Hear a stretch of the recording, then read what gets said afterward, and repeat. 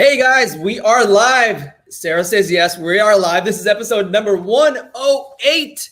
You ever been stressed out? You ever felt stressed at work and you feel like you don't want to be there? You ever lose energy? Well, today's show is all about regaining all of that back with my buddy, Rebecca O'Brien. I can't wait to have her on the show, but let's get the show started.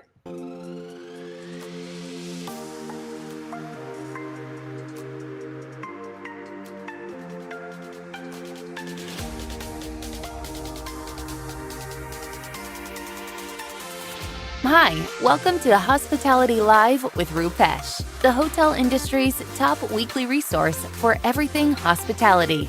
Each week, you'll hear insights and the latest trends. Plus, get ready to be inspired by hotel leaders that are here to help you grow. Now, here's your host, Rupesh Patel.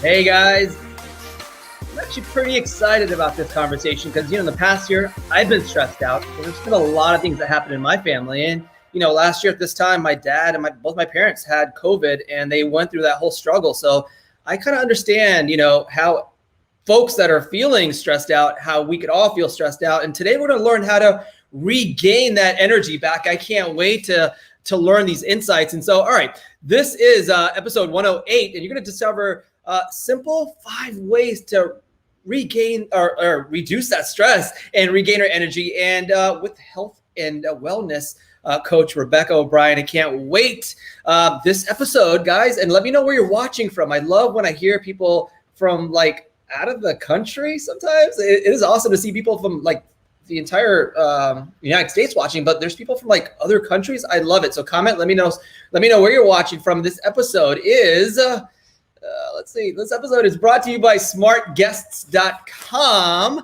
And if you need to improve your service scores, which we all do right now. A lot of folks call me and they're like, hey, my service score is in the dumps. What can I do to improve? My medallia scores are in the dumps.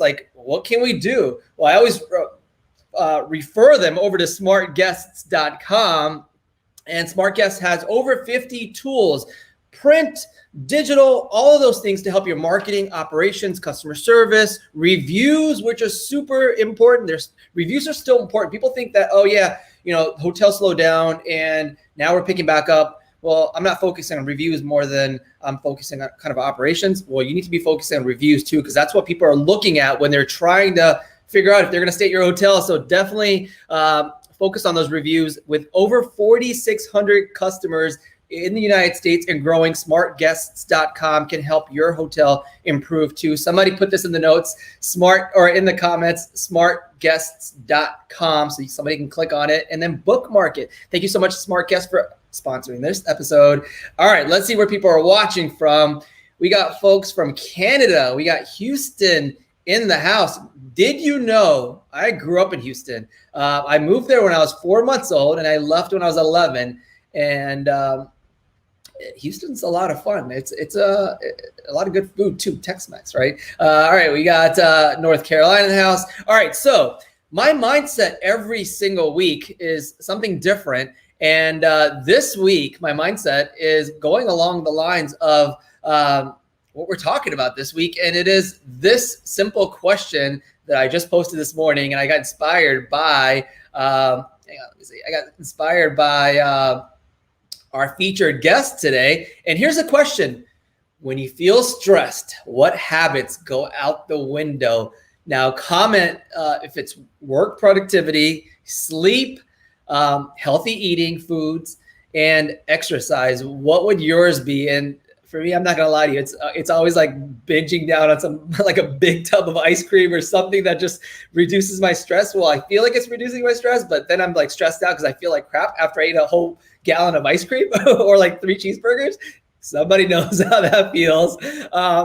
Guys, comment. Let me know how you feel when you're stressed out. What's the first thing that goes out the window? And I'm going to ask Sarah and special guest that is with Sarah today. All right. So let's see. Dina says, eating healthy, which is always, and exercise is always something that you're like, you know what? I don't have time for this. I have too much work. I got to get up at 5 o'clock in the morning. I have to do all of these different things and I don't have time for working out.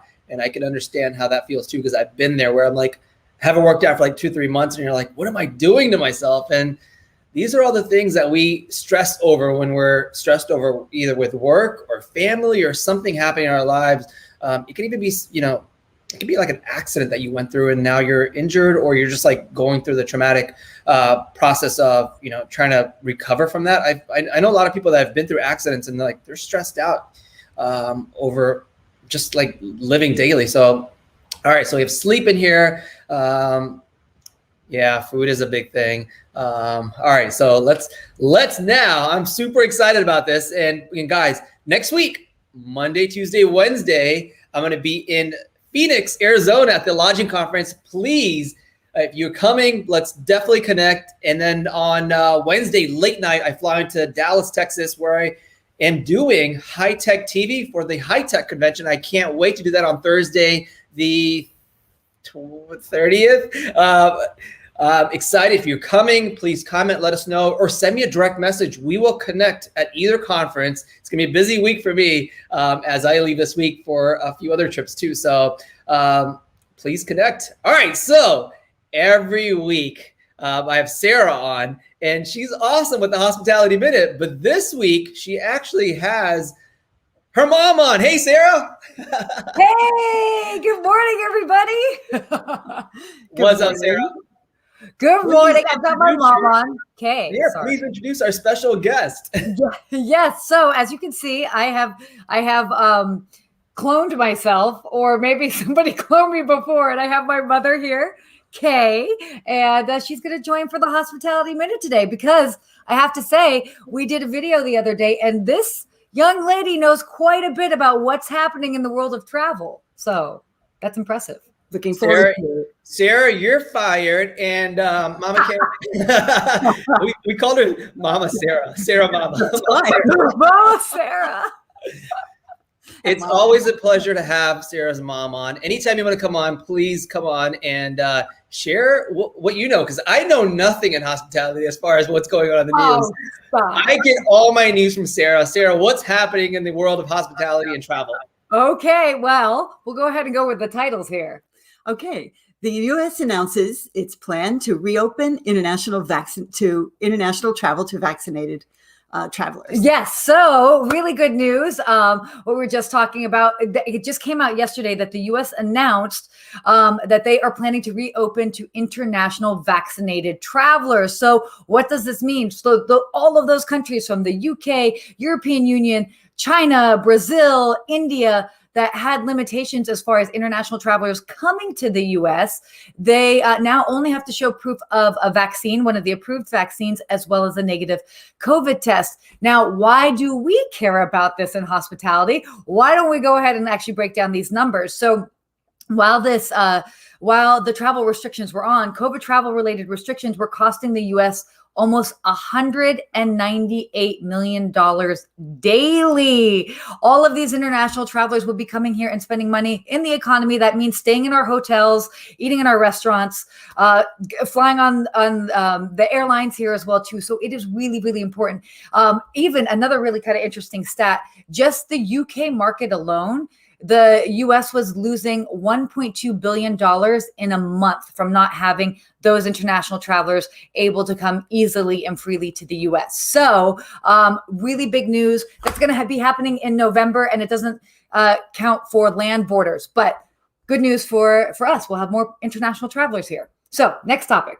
Vacation bookings for winter holiday travel period are on the rise, which is great. That is good news. So looking ahead, it's showing that it's actually going to be probably a pretty positive winter season. Certainly far more positive than last year, where everybody was really a lot more people stayed at home.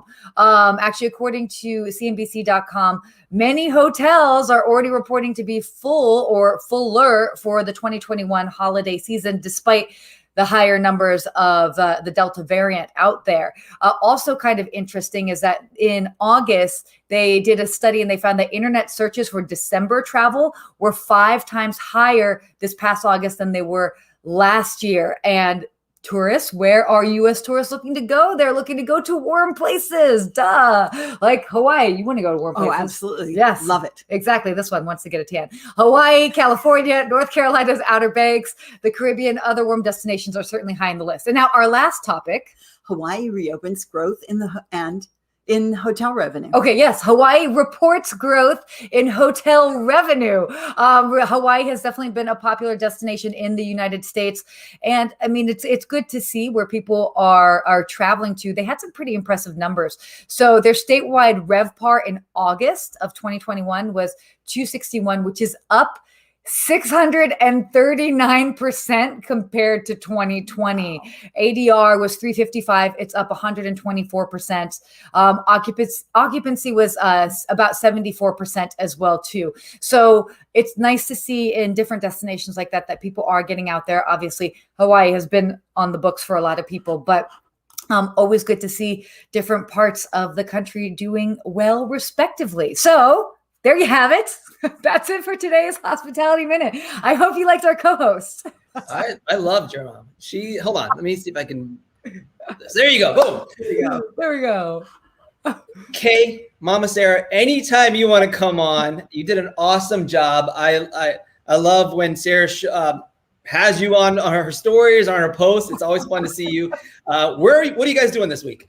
Oh, I knew you were going to ask that. So we've got some fun things planned. Actually, today we're going to go do a drive up along the coast. So kind of up towards Santa Barbara. She's never really been around in the area. And then we're doing a lot of dinners with friends and going shopping as one does with your parents, right? Well, in the comments, everyone says Sarah's mom is beautiful. I agree. Thank you so much for coming on and surprising our audience. And by the way, we're doing this on a Tuesday because I'm not in town for the next 10 or 15 days. So traveling. So yeah, for the folks that are like, this is Tuesday, why aren't we doing this on a Wednesday? This is a reason why. And I hope that we all can see each other here soon. Sarah and I are planning to host, hopefully, fingers crossed, we're planning to host our next boot camp. I'm not sure if we're going to call it a boot camp or if we're just going to call it a training. We're going to modify it. So we're going to slightly change it, but we're definitely going to do another social media course where you get a chance to work with us live and in person. And we'll share all the tips, tricks, knowledge that we've learned over the many years of just being online every day. So it's going to be a good course. Sarah's on. I feel like Sarah never sleeps and she's on every single platform. Guys, please follow her at Ask a Concierge. Where else, Sarah? You guys can find me everywhere. Ask a Concierge online here on LinkedIn as Sarah Dandashy. Or if you want to go to my website, I do dabble in writing, and that's askaconcierge.tv. She is amazing. She's on national television. She's on pretty much every single platform, which I love, Sarah. Thank you so much for coming on every single week. I appreciate you, and I appreciate your mom being on today. You guys, ladies, have a good time this week. If there's anything I can help you with, please call me. Well, we're gonna have an In-N-Out burger in honor of everybody and a classic California road trip. How about that? Awesome. Well, I can't wait to see your stories, guys. Please follow Sarah on Instagram. And by the way, Sarah, you don't know this, but pretty soon we're doing an Instagram giveaway. If you want to be part of it, I'm gonna have two other people be part. I know you were gonna say that. So obviously, guys, we're gonna be giving away some amazing prizes here in the next few weeks. We haven't announced it yet, but we're gonna try to connect with you on our Instagram. So follow Sarah at Ask a Concierge and myself at Rupesh CO. And then Kay, where can people find you? K Frederick Art. Yes, K Frederick Art. So we'll have her tagged. Well, ladies, enjoy your week. We'll talk to you next week. Yes. See you then. Thank you. Bye, Sarah. Bye. Bye, Mom. Bye, Rupesh. All right, I'll see you guys later. They're awesome. I can't wait to see them in person. I've never, I just met Sarah like a month ago, and her mom, maybe the next time we're all in California, we'll meet, or maybe in the Northeast somewhere. All right, so today's episode, I'm super excited. We have Rebecca O'Brien on. I've connected with her maybe several months ago, maybe a year ago, maybe a couple years ago. I don't remember, but I just know that she has this amazing story of her being burnt out in the industry. And she worked in the hospitality industry like all of us have or are in right now. And, The episode today is 108. We're talking about 5 simple strategies to reduce stress, regain your energy, and lead with presence, featuring Rebecca O'Brien. She's a health and wellness coach. Let me read the background on Rebecca. She's the founder of Wellness by Rebecca. Through her one-on-one coaching, corporate programs, speaking, Rebecca helps executives reduce stress, prevent burnout, and gain clarity, energy through developing unbreakable boundaries, mindfulness, high-performing habits, and aligned actions. With after 15 years of international sales and marketing, it sounds like in hotels, she was burnt out in 2014, and we'll learn more about that. And she was sick for 2 years. Rebecca made a commitment to recover, and through that, she's helped, and she's gone through the whole certified management coach training for health and wellness, and she's also a nutritionist. Super excited to bring her on. Rebecca, let's bring you on. Hey, Rebecca, how are you doing? Hello. How are you? Good, thank you. When did we connect first? I totally forgot. It's been a while, right? It has been a while. I mean, I think it must be 6 to 8 months ago. I mean, it's a good while ago. We've been following each other on LinkedIn. And of course, for me, seeing someone within hospitality and working there myself a few years ago, I was very excited to connect with you. Yeah, this topic is so important as we talk about mental health, wellness, all of those things that are aligned with kind of our brain and how we feel and all of those things. But tell us about your story and how you were sick for 2 years before you kind of recovered. And now you're at this point where you're helping others. But tell us the backstory of maybe your hospitality beginnings. Yeah, absolutely. I mean, it was a while. Burnout is not something that just comes, boom, it's done within 2 weeks or a few months. It's something that builds up gradually. And it's something that if you are going through prolonged chronic stress for different periods of time, everyone is different, you will unfortunately hit the burnout wall if you don't change and make necessary changes and find those strategies and tools in place to really know yourself. And it was knowing yourself and connecting with yourself that I was not listening to and dismissing, and I'll speak about that a bit later on, that led to my burnout. But before that, I mean, I spent 15 years in sales and marketing, really in both IT and events, hospitality. I worked in London at the Intercontinental on Park Lane. I also was in media and did some sales and marketing there for a leading newspaper in Sweden. So it was really within this, high achieving that I am, A-type personality, going through schools, getting my degrees, also working full time, that this accumulated over many, many years. And I wasn't looking at the signs and I wasn't recognizing the signs. I wasn't really aware of the symptoms and signs of my burnout. And like I was saying, about just before 2014, about a year before, I started getting very serious symptoms. Because for me, I grew up as a perfectionist. I had these tendency and coping skills of really pushing, and not listening to where I needed to slow down and take a step back. I was always go. And I was having a great career, great life, lots of fun, friends, travel, all these wonderful things that are within hospitality. But I wasn't taking a break and I wasn't listening to what my body was saying to me. So with these signs that I started having, both with exhaustion, physical signs, headaches, pains and aches in my body, digestive issues, I started then having cognitive ones of memory loss and difficult to focus, and as well as concentration at work was really slipping for me. And my results were slipping and really in my performance. And I still couldn't put, 2 and 2 together. It was really that with both my mood, but also physical symptoms, I started losing my hair at the very end. I was very irritated, very angry, and with this, going to different doctors for about a year then leading up to this and seeing 5 different doctors, they finally understood what it was. Because for me, when they asked me, are you stressed? What is your family? What does your, work life look like? I didn't feel stressed. I didn't recognize, I didn't see it for what it was. I was just, living my life and going a million miles an hour and having a great time. They finally diagnosed me with burnout and depression.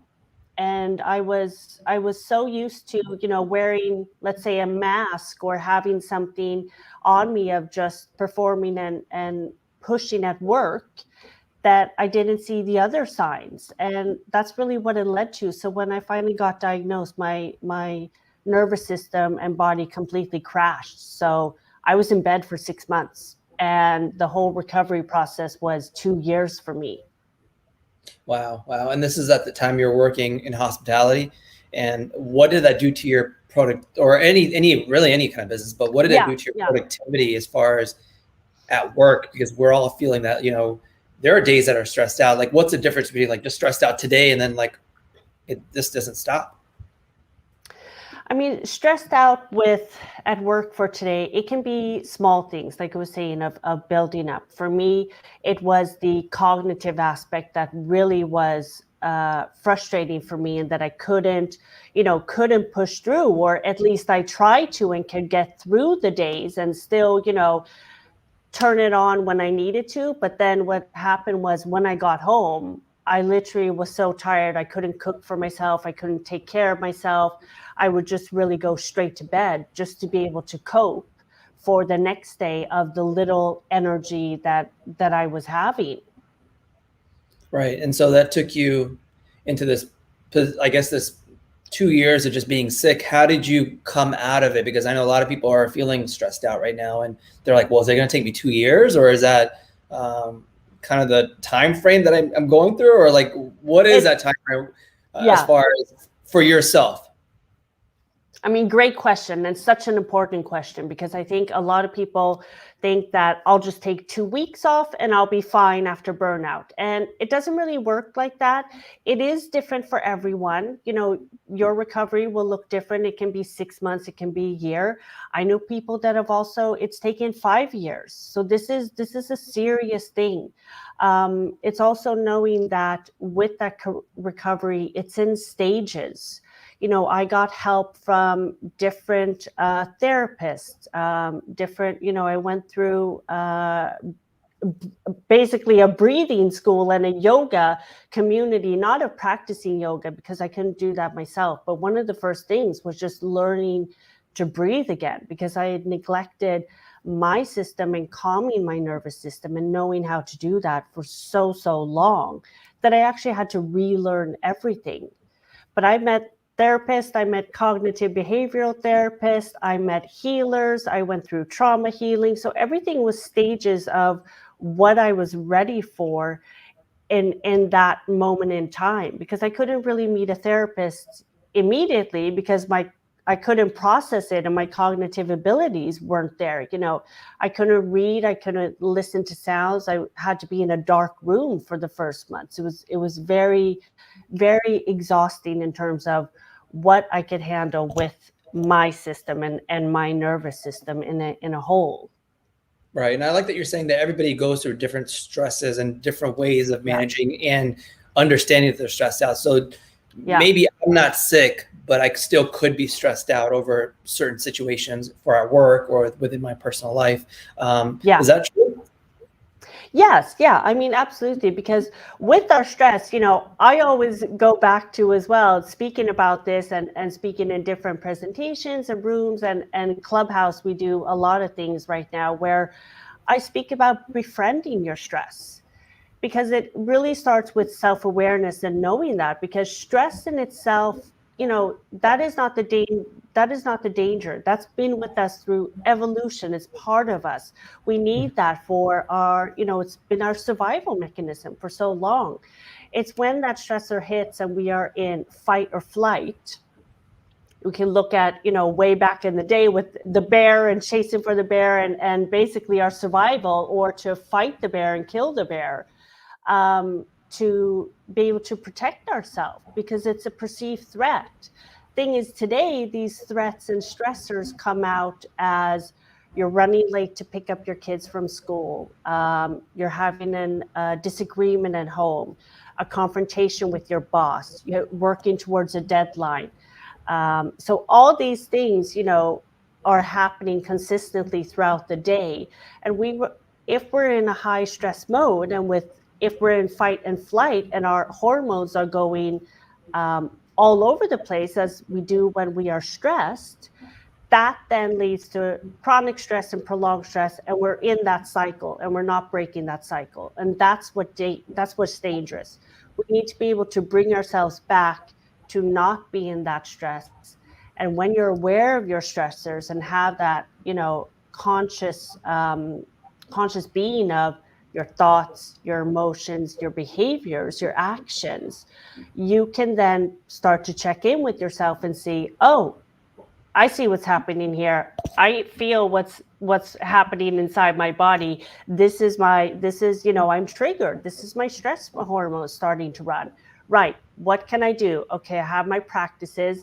Let's take a step back, breathing, and having your exercises to really reach into your toolbox and pick out what you need in every moment of your day and day to day, and know that these are my relaxing exercises where I can calm myself and begin to regulate my nervous system, because I am safe.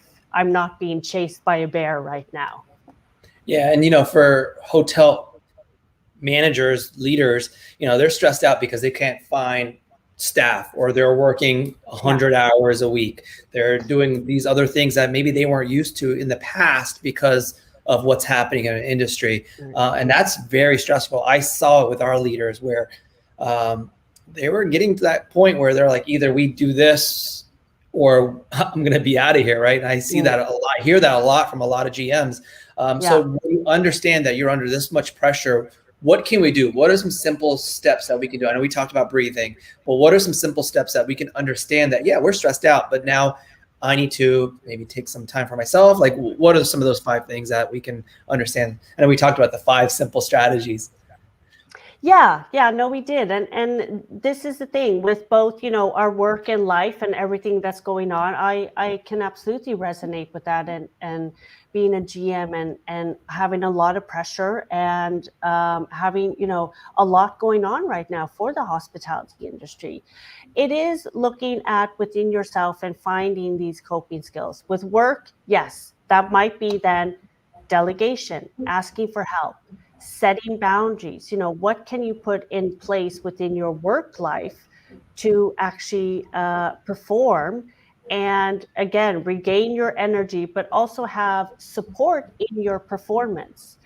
And with the 5, setting boundaries is one of them, but it also goes back to mindfulness awareness. I practice mindfulness a lot and teach that a lot with my executives, because they can use those tools in day-to-day of being present and checking in with themselves, of just little things.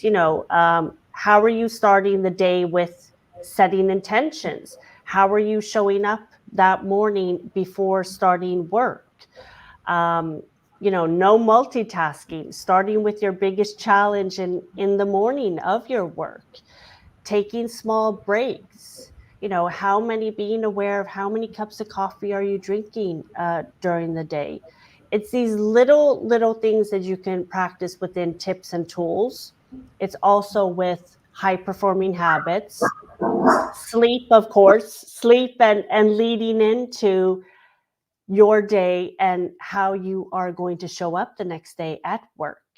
Exercise, also, of course, with hydration. I mean, just drinking water. It might sound very, very simple, but these are actually the simple things to implement that might not be that easy, but will really set the foundation for yourself of how you are showing up and how you are being able to cope. Because if your stress system is going off, and like we said, the alarm system of all your hormones, if you've had a bad night's sleep, haven't really eaten well, 3 cups of coffee, 1 glass of water today, you're not going to be performing and in your best cognitive state that you can to be making decisions, to be able to take quick action, and to be able to form at your best, best ability that it is. So it's these small things of really honoring your needs and listening to what do I need right now, instead of pushing toward that deadline, maybe just taking a breather and gaining some perspective in that pause and in that moment to make your next decision. Yeah, what I've learned is lists and being organized has reduced my stress. Yeah. Before I'd leave everything in my head and like, all right, I gotta do Yeah. this, I gotta do that. But I use technology now, and I use lists as far as making lists, keeping myself organized, because I feel like that's simple strategies that you can help you reduce that overwhelming feeling when you're like, oh, I've got 100 things, but if it's written down and you can cross them out as your day progresses. And what I also learned was, I don't know if this is right, but do the hardest thing first. Is that true? Or is that that's the one? That's very true. That's very true. And I have a mindful list, that I share with my clients of workday tips and tools to do. And it's starting with the first one, like you said, the hardest thing first. I'm happy to share that with your viewers as well, because it is just simple things of, opening your books for the day, and then at the end of the day to closing that calendar and closing your books, to actually leave work when you leave work, and setting one of those boundaries in place so you can then relax in the evening and spend time with, if it's family or friends. And also just finding, making a conscious decision of work is done. I'm not going to be answering emails at 10 p.m., but actually leaving that. And then for the next day, what you haven't finished, you already have on your list then to do. And in the morning, once you get to work, boom, there are those first 5 things.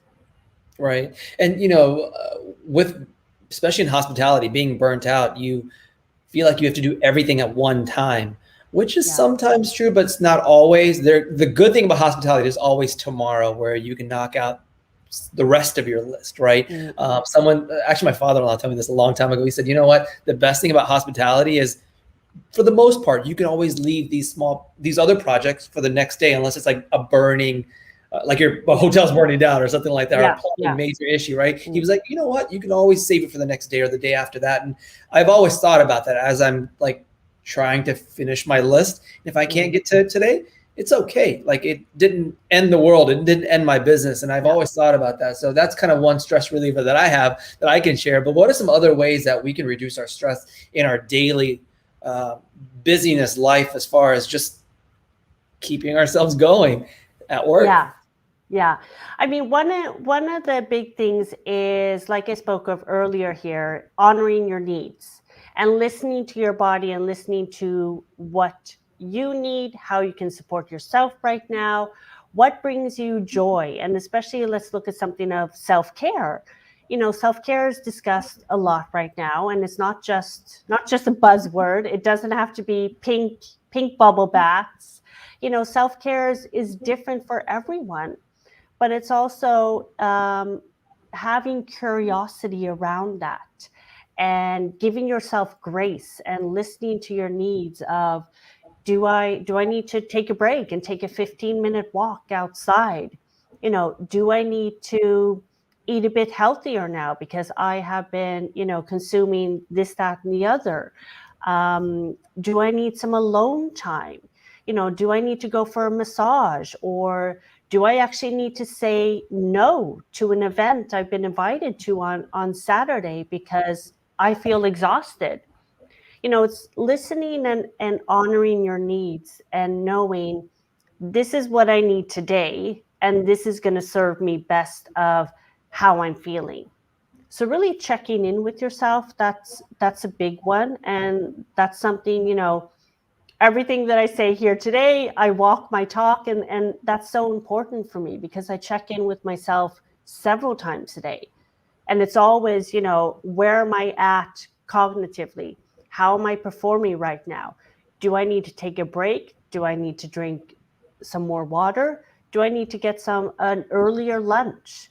What is happening within my life? How can I serve myself best? Or do I need to push a meeting forward to tomorrow because I know I'm not at 100% today? So it's really knowing that and balancing and having that respect for yourself, and also, setting those boundaries within ourselves to regain our power and regain our energy. Yeah. No, I agree with that. I like that you're saying that, set boundaries, step away, which is a big strategy, right? When you're like super stressed out, step away, take a walk, go take a break. Especially when you see a review and you're like, how can that guest write this review? And you're all upset because you personally spoke with that guest and all of these things. And you're kind of stressed out because now it just kind of ruined your day, or you had a confrontation with a guest. I think the best thing, and I've learned this, is just kind of step away and collect yourself and regain your composure and figure out what the right thing to do is, instead of just blurting out whatever. And I'm trying to prevent myself from doing that when I'm just speaking to anybody, right? Just talking out of just open air, but like really thinking about it. So I think that's a big learning lesson. Now, a learning lesson that I would love to learn too, but I think there's other people. Katie asks, how can employers support a team in this area where maybe we see a new hire or someone that's been with us for a long time, they're stressed out and you notice it. How can we help that person? Because that happens a lot where, you're trying to be the leader, you're trying to be that person that's going to kind of help everybody, but what can we do to kind of support our teams that may be stressed out?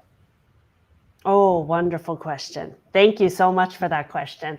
A few things here, looking at psychological safety, of course, within culture and within leadership and our employees, such an important time. And I think especially now, we've seen it so much where how are our employees doing? We're serving everyone else and wanting to perform at 100%, but we might be feeling very stressed at work, and with good reason, and especially with this pandemic of a lot of uncertainty, a lot of things are going on. And it comes down to communication and having an open communication, and knowing as you as a leader are, they're watching your every move. You are really setting the tone of how the community and how a connection is going to be between employees and management.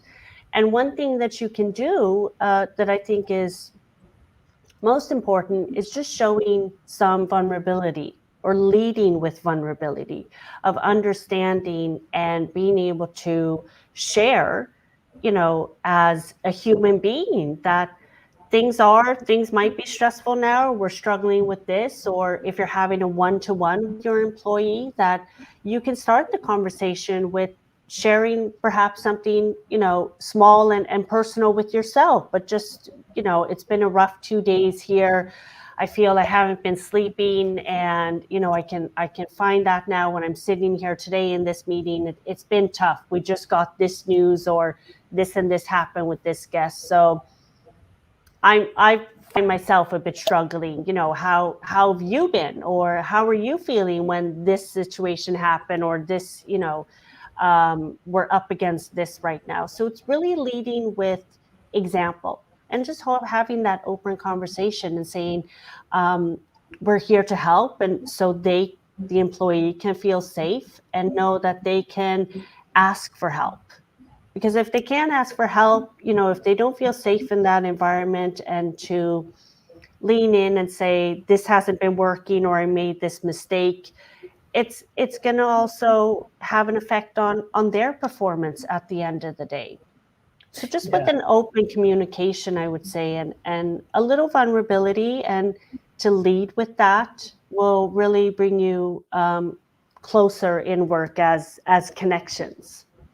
Yeah, I think employees, especially our teams, they think that we have a perfect life. I feel like that's even when, we're talking to, they maybe even think the owner has a perfect life. They own a hotel, they're doing this, they drive a nice car. But if you don't share what you're actually going through, and I actually did this last year, is when my dad passed away from COVID, it'll be a year next week. I'm so sorry. Nobody knew about it. Like I didn't share that stuff with my, with my team. And I said, listen, you know what? we should be sharing these things of how we're all going through something, right? It's not just like the owner has a perfect life because they have this and that. It's not that. Everybody's going through something. And we started sharing like stories of like, this is what's happening. So if you don't see me here today or this week or whatever, because I'm going through this, or, my mom and her breast cancer, like I was gone every Thursday to take her to, and my dad, we were there to take her to chemo. Right. And so we didn't share these stories. They would think you have a perfect life and they feel less connected with you when now they know they're more connected with you because they know that you're going through something that they are going through very similar, or something that you are vulnerable for. And I think that kind of helps build that bond too with your team. I think that was. It does. Absolutely. Yeah, absolutely. And if I could add one more with that, Rupesh, thank you so much for sharing. And I'm sorry to hear about your father there. Really with in a workplace and having these moments or sharing and getting that connection, it's also with any programs, or let's say anything that you implement within the office or within your teams, to have everyone, from the top down, bottom up, everyone included in participating in these things. Because I see so many offices, or let's say other organizations or corporate, where the leaders and the owners and CEOs, they decide on something and they'll implement that, but then they're not part of it themselves. They're like, okay, here you go, employees, you can do this. Certain teams are going to do that, but we have to go and take care of this now, so we're not going to be involved.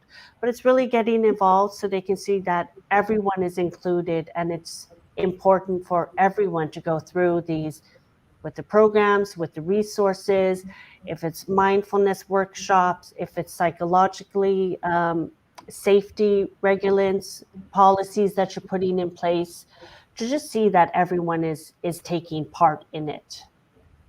Right. And this has been great insights. So we've talked about the reducing this, like understanding of stress, reducing it, and have some different ways, but now we're understanding all those things. Now, how do we bring our energy back to revitalize ourselves when we've understood our stress, we've kind of relaxed a little bit, but now how do I bring that energy back to what I was doing, how I was last year before I lost my energy?